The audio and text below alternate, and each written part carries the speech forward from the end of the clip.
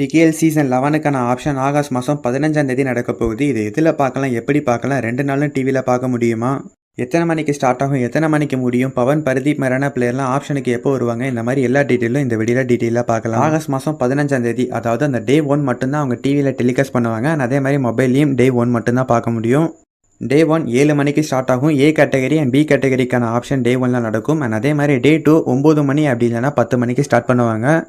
இதில் C category, D category and foreign players and அதே மாதிரி அன்சோல்டான பிளேயர்ஸுக்கான ஆப்ஷன் எல்லாமே கடைசியாக நடக்கும்.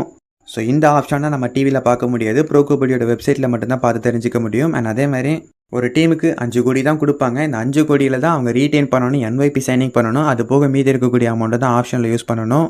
ஒரு டீமில் மினிமம் 18 பிளேயராவது இருக்கணும். அதிகபட்சம் 25 பிளேயர் வரைக்குமே எடுக்கலாம்.